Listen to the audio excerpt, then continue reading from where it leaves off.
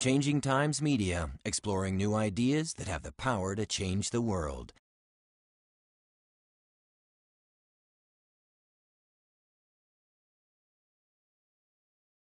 What you do in your environment, who you choose to interact with, what toys you choose to play with, what people you involve yourself with, the jobs that you choose will turn genes on and off. Yeah, and I've had a really interesting. I've had some cell biologists who are interested in the field of epigenetics. Yes. On my show, Jim Baird, who wrote The Happiness Gene, came on, and so I've had this conversation, which is just fascinating because for a long time we believed we were victims of our genes. Correct. And now we're recognizing that, wait a minute, your genes respond to the messages that are sent from your brain. Correct. Yes. And then the genes, when they turn on, will change the structure and function of your brain. And sometimes those structures and functions will stay in your brain for several generations. So you can actually pass them on to your grandkids. In other words, if you overeat, if you're overeating now, if you were overeating when you were a teenager, the odds are you have taken as many as 15 years of life off of your grandchildren because they're going to be obese. Okay, this is fascinating. So this is a problem. It's whatever we're calling a crisis that's developed over a period of time. We need to take a quick break. When we get back, I want to go back into a little bit of old brain, the idea of a thought, the idea that the thought then can interface with the motivation center, and I want to really explain the process because that's what's fascinating. That in fact it can be proven is exciting, but now what do we do from there? So hang on, Mark. We're going to come right back. We're going to take a short break. If you're listening to this conversation, I said this the last time I had Mark on, turn off the cell phone, cancel your meetings, stay tuned. And the podcast, by the way, will also go up on freemanmichaels.com, so you can also download it. Because what Mark is talking about is more than exciting. It is a major shift in how we, and I'm going to use my language, ought to be addressing weight-related issues. We'll be right back on the Freeman Michaels Show. Stay with us. And welcome back to the Freeman Michaels Show here on KKZZ 1400 AM.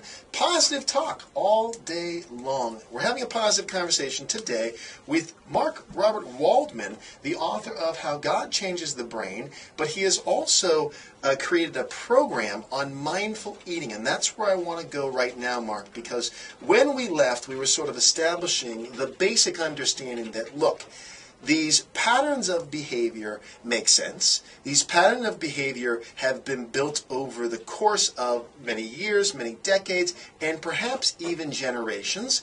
But the fact, what we have come to understand with this, the concept of neuroplasticity, that we actually, by practicing certain behaviors, have the ability to shift the pattern and create a very different experience for ourselves, and specifically in relationship with food. So let's go right to that.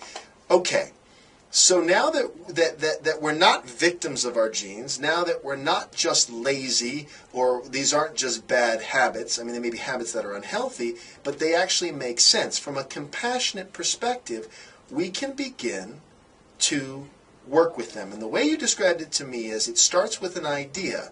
And this is the exciting part, that what we think or believe, we actually then begin to create. We're creating our own reality, I guess is the way that most New Thought people would say it. What we think and what we believe will change the brain in positive and negative ways. And it'll do it if you basically concentrate on a particular thought or feeling for 12 minutes a day, even after 8 weeks.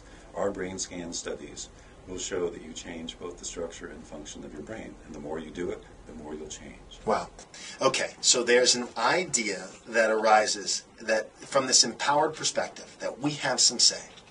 This interacts with the motivational center, another area of the brain, and those two, when it's practiced, actually begin to develop this new, can I call it a neural pathway? Yes, okay. Exactly. Neural pathway, which is what a habit is. It's a neural pathway. Yes. We still have the default, which is the old brain, the old pattern, the old survival sort of, thing that we've done, but we actually are interrupting that by creating this new mode, this new thought system, this new patterning that then can change, that will change the behavior. you're starting to build it. So you have a very large neural circuit saying this is how you should behave. Maybe it's, I want to eat 5,000 calories a day. I run around a bunch and do that. And you're saying, well, I need to lose weight. My blood pressure is too high. So I'm going to have to cut down my calories to maybe 2,000 calories a day. Well, the old brain is going to go, no way, I can't, I'm going to die if that happens. So you start out with the idea by focusing in, again, on your positive intention. This is a goal that I want, and you have to build it in all kinds of ways. You can't just focus on, I want to lose weight. That's not going to work. But you want to start out with a notion that all the positive reasons on why you want to change the way in which you eat. And you begin to meditate on that. You begin to contemplate on that. You keep bringing yourself back to the positive intention that I want to transform my entire relationship with food. And it starts out as a little tiny neurological circuit. But by the time you've gotten through 8 weeks, that's a big enough circuit that the rest of the brain begins to accommodate. It begins to operate in this new neurological framework. And the old neurological framework, it's still there, but it's just going to sleep in the background. Now what happens is that when stress comes into the picture, our new idea, our new belief system, our new pattern of behavior, it's out the door. It collapses, and we go back onto our old behavior. Right. But there's a way to interrupt that, and or at some point we can interrupt it through the consciousness, the awareness that that's what's actually happening. You're going to fall off the wagon a million times. That's it. As long as you know that you just keep coming back. Doesn't matter how many times you fail. Come back to saying, what is it that I really want? What do I truly desire?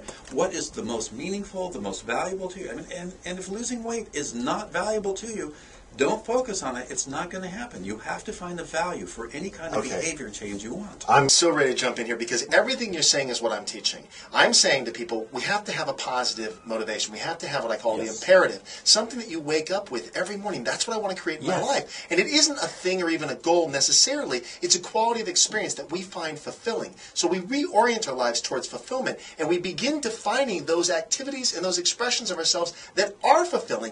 That's the imperative, and that then directs the choices we make. And I want you to make it a goal. When you wake up in the morning, this is the best time in the world, and we have it all boiled down to a single sheet of paper. Line number 1.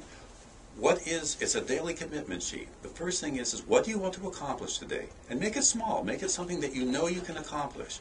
And then the next sentence is, think of 3 ways in which you're going to sabotage yourself. Well, Have a dialogue with the voice inside of you that has been the operator. You don't want this as a dialogue, as a voice inside of you, because you got too many other voices inside of you saying, oh, don't bother with that. You need to go eat 24,000 calories a day.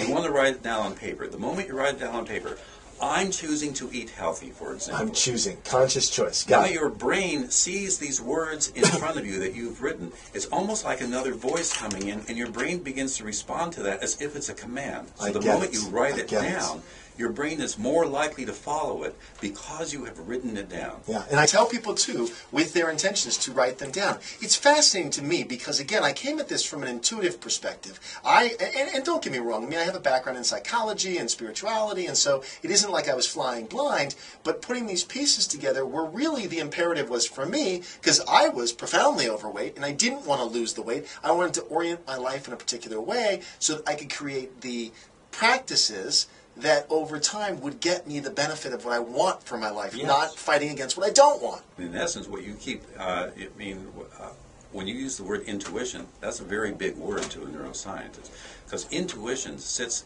in a very neat place in your brain, halfway between your feelings and emotions and halfway between your consciousness. So it's a wonderful balancing mechanism where you're bringing in feedback from the real world and you're bringing in feedback from what your goal and desire is. So your intuition is the thing to always trust. That will guide you in the right direction. I love it. I really love it. So let's track through this. So we have to have a positive motivation. I'm calling that the imperative. We have to have an awareness from a compassionate perspective, not judging ourselves, of just what our patterns have been. I mean, we have to be aware that certain things we're doing are not in our best interest, and we have to have the idea that we have the power to change that. And I want you to write that idea down on a piece of paper, because the moment you pick up a pen, you have to consolidate your idea. If just in your frontal lobes, that idea could probably fill a half a book. There's way too many thoughts going on. So you have to select which of all those positive ideas. You write it down in one sentence. But that's not good enough. I mean, that's your focus. But you have to do step number 2, which is now write down 3 ways in which you think you're going to sabotage yourself. And again, you have to write it down, because this is where you're helping your brain become more simple and more organized and to focus on these thoughts and not these other thoughts going on. And then you have to do one more step. Write down 3 counter strategies. Right. In other words, here's your problem, here's how you're going to sabotage yourself. Now write down what you're going to do each time you're about to sabotage yourself. Just those 3 things. It takes literally about 2 minutes to do in the morning. And as long as you can carry that little card around with you throughout the day, and I'll bet you by the end of the very first day, you'll see that you will have accomplished more of your goal than if you hadn't written it down. It's brilliant. What it is we call a strategy for success. Recognizing the patterns, the unhealthy patterns we fall into, with compassion. Recognizing that's the best way we've known how, but consciously interrupting that pattern and creating, again, I call them practices, things we do in place of. And a lot of this, when we talk about stress or feelings or things that come up, I also call them self-soothing strategies, right? That we actually recognize that what the need is, and this goes back to Maslow, those hierarchy of needs. Behavior is a function of need. So when we have a need, the behavior is just an expression of how we've learned to get the needs met. If we are conscious of the need and can choose a positive way to get the need met, and we actually, and I agree with you, write it down, track it, plan it, so that actually interrupts the old pattern. But you mentioned one other core key word that is so important. Hit me with it. You said compassion. Compassion's huge. One of the things that a lot of people do, because these 3 questions, what I've basically done is boil 30 years of cognitive behavioral therapy down into 3 questions. And it's a valid perspective, and it's used by cognitive behavioral therapists throughout the world. But you can do all of this, and you could still, at the end of the day, beat yourself up because you set your goal too high. So compassion means I am going to be kind to myself, even if I don't succeed in my wildest expectation, that no matter how tiny of a progress I make, or even if I fail, I'm still going to be self-loving, self-affirming. Right. If you don't do that, you've already lost the game. No question. I often say that compassion allows us to see clearly. Judgment is narrow-minded thinking, and it's survival thinking. It's defensive. It's the way we've learned. It's very, we can't see what's going on in the periphery when we're in that fight-or-flight place, and that's what judgment is. It's defensive thinking. It's defensive ways of framing the world. Everything has to be in small little boxes.